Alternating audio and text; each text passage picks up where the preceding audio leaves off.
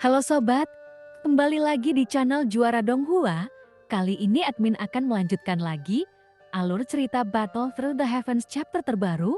Sebelum kita ke alur ceritanya, admin ucapkan terima kasih kepada kawan-kawan yang selalu ngedukung channel ini berkembang. Sehat-sehat terus buat kalian semua ya. Oke, tanpa berlama-lama langsung saja kita ke alurnya. Tentu saja saya yakin bahwa Jin Chang memiliki kekuatan dan kepercayaan diri untuk mencapai titik ini.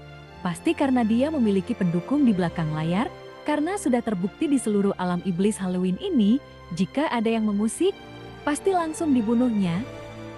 Kemudian Zonggu menstabilkan tubuhnya, lalu menyeka darah dari sudut mulutnya dan berkata, tetapi sekarang dia telah mendapatkan keinginan tertentu setelah menjadi terkenal di alam iblis Halloween. Apalagi jika kata-kata tersebut diucapkan, sama saja dengan mengatakan bahwa Jin Chang Gaozi sedang merajalela dan tidak menaati hukum, sehingga menimbulkan kemarahan publik. Saat ini, seperti yang dia duga, ada banyak diskusi di sekitarnya. Mereka jelas sekali membicarakan kezaliman Jin Chang, karena dia tidak hanya merajalela, namun juga banyak orang yang tidak puas dengannya. Pria bermulut kasar. Kuharap kekuatanmu sekuat mulutmu. Wajah Jin Chang sedikit berubah, dan terlihat jelas bahwa kata-kata tajam Zonggu telah sedikit mengubah mentalitasnya, sehingga Jin Chang mengepalkan tinjunya saat ini. Namun ternyata dia tidak langsung menyerang Zonggu lagi. Apa yang sedang kamu lakukan? Terlihat Jin Chang sangat mendominasi. Ayo bunuh mereka. Namun melihat keraguan-raguan Jin Chang, Zonggu mengeluarkan kata-katanya lagi pada saat ini, dan menambah amarah Jin Chang. Alasan mengapa Zonggu berani mendominasi yaitu bukan hanya karena kecerobohannya, tapi juga kepercayaan yang diberikan Xiaoyan padanya. Saat dia pergi ada seorang raja yang duduk di belakang Jin Chang, yang mengingatkannya sebelum Xiaoyan pergi. Kepercayaan Zonggu yang sebenarnya datang dari nasihat Xiaoyan. Hanya saja Zonggu tidak yakin, apakah Tuan Yuan akan memperhatikannya. Karena hubungan antara Xiaoyan dan Yuan yang dilihat Zonggu di dunia hebat pasti luar biasa. Jadi Zonggu menyimpulkan bahwa Yuan pasti akan membantunya. Tinju Jin Chang pun mengepal erat setelah amarahnya semakin melonjak. Lalu saat ini dia menendang perut Zonggu menyebabkan Zonggu terlempar ke belakang dan muntah darah. Tapi serangan ini tidak bisa menimbulkan sakit yang serius pada Zonggu. Karena bagaimanapun itu adalah kekuatan abadi kaisar. Kekuatan batu milik Jin Chang tidak lebih dari itu, dan tidaklah cukup untuk membunuhku. Suara Zonggu pun keluar lagi dari tempat dia jatuh. Lalu dia perlahan berjalan ke arah Jin Chang Gaozi. Ia berkata, jika kau membunuhku sekarang, tapi suatu hari nanti aku akan lebih kuat darimu, dan aku tidak akan menunjukkan belas kasihan. Zonggu mendekatkan wajahnya ke Jin Chang dan berbisik di depannya, kemudian kalimat ini benar-benar membuat marah Jin Chang. Terlihat dia langsung mengulurkan tangannya ke depan, meraih kepala Zonggu yang bengkak itu dan membantingnya ke tanah. Saat ini, seluruh tubuh Zonggu roboh ke tanah dan Jin Chang mengangkat kakinya, lalu terus melangkah ke arah Zonggu. Kemudian sosok Zonggu yang telah dalam keadaan lemah, dan dengan seteguk besar darah muncrat dari mulutnya, namun ia tetap menatap Jin Chang dengan tatapan tajam. Lalu itu pun membuat niat membunuh Jin Chang semakin kuat. Ini baru langkah ketiga, apakah Anda masih berani mencoba saya? Kemudian Jin Chang memutar tombak di tangannya, lalu tubuhnya seperti ujung panah yang melesat keluar, tiba-tiba dia menusuk ke dada Zonggu, dan menekan sosok Zonggu lalu menabrak ke dinding gua. Lalu itu pun menimbulkan terjadinya sebuah ledakan, terlihat sosok Zonggu saat ini dipaku di dinding gunung dengan tombak. Rambutnya terlihat acak-acakan, dan tubuhnya berlumuran darah. Apakah Anda ingin hidup atau tidak? Karena aku bisa membunuhmu kapanpun kamu mau. Pada titik ini, mata Zonggu masih tegas dan dia tidak menunjukkan tanda-tanda membungkuk atau menyerah. Hal ini membuat Jin Chang merasa sangat terhina di antara banyaknya pandangan mata yang tak terhitung jumlahnya di sekelilingnya.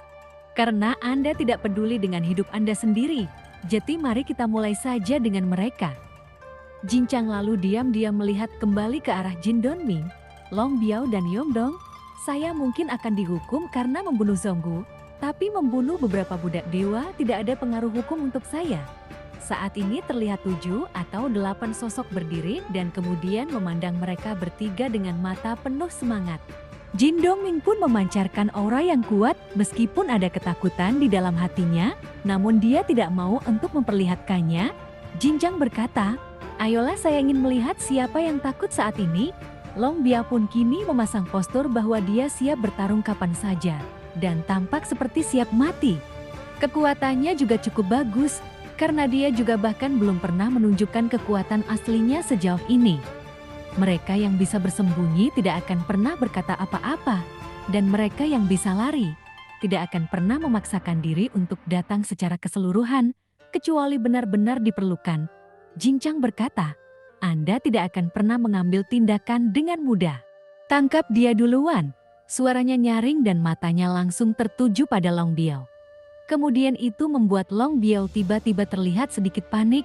Long Biao berkata, "Anda dan saya sama-sama budak dewa, mengapa kita harus melawan dan membunuh? Mereka pasti ada kesalahpahaman apalagi, dulu itu adalah hanya perkelahian biasa, jadi Anda harus bertanya kepada orang di sebelah saya, apakah mereka bersedia? Kekuatan mereka bukanlah sesuatu yang bisa Anda tolak." Saat Long Biao mengatakan ini, dia berbalik dan melihat Jin Dongming dan Yongdong di kedua sisi. Ternyata mereka telah mundur beberapa langkah dan meninggalkannya berdiri sendirian di depan. Sebelum Long Biao dapat berbicara lagi, 7 atau 8 sosok telah mengelilinginya dan mulai menyerang Long Biao. Kemudian ketika menghadapi pengepungan sosok-sosok itu, dengan keras Long Biao mengusirkannya yang lain dengan dampak yang kuat. Ia lalu memegang sebuah pedang panjang, dan di wajahnya kini dipenuhi dengan amarah. Dia pun berkata, "Ini adalah pedang peribuku yang saya dapatkan dari Jin Chang Daozi sebelumnya, dan ini juga merupakan benda yang mematikan." Pada saat ini, ternyata sosok-sosok itu semua juga memiliki pedang peribuku di tangan mereka. Pada saat yang bersamaan itu segera membuat Long Biao tercengang. Sosok itu berkata, "Jika kalian berdua melakukan tindakan dan menyerang bersama, kalian mungkin masih memiliki peluang untuk menang." Kemudian saat melihat pemandangan ini, Long Biao memandang Jin Dongming dan Yongdong. Jika mereka tidak mengorbankan darah, dia tidak akan bisa memprediksi kekuatan seperti Jin Guanshan. Tapi apakah mereka bisa melakukannya? Dan sama sekali tidak takut. Namun kini setelah kekuatannya menurun, segel bintang 4 yang redup di awal alisnya tidak bisa lagi membuat Yongdong bangga, dan kekuatan Jin Dongming tidak sebaik Long Biao. Karena sangat sulit untuk menantangnya. Itu berarti bahwa kekuatan mereka lebih rendah dari Jin Chang Daozi, karena budak dewa elit ini dilengkapi dengan senjata berkualitas tinggi, dan kekuatan tempur mereka telah dipersiapkan dengan baik. Sesaat kemudian, energi pedang pari itu langsung menuju ke Long Biao. Lalu ketika melihat ada yang tidak beres, Long Biao segera menghindar dengan kecepatan tinggi. Namun Jin Dongming dan Yongdong tidak berdiam diri saja, karena saat ini mereka hanyalah bagai belalang di pohon anggur. Jika mereka tidak mengambil tindakan, maka mereka akan berakhir mengalami hal yang sama. Kemudian ketiganya mulai melakukan serangan balik, dan tidak butuh waktu lama, hingga kesenjangan kekuatan terungkap. Mereka bertiga berada dalam kondisi yang sedikit malu, dan semuanya sedikit banyak terluka. Hanya Long Biao yang lebih kuat yang juga membuat lawannya tidak nyaman. Namun mereka bertiga tidak bisa menyelesaikannya, jadi tidak ada gunanya menahannya di sini. Ketika Jin Chang Daozi melihat pemandangan ini, dia langsung marah besar, karena mereka sudah dilengkapi dengan senjata terbaik, dan juga memiliki keyakinan mutlak di antara karakter di alam iblis Halloween.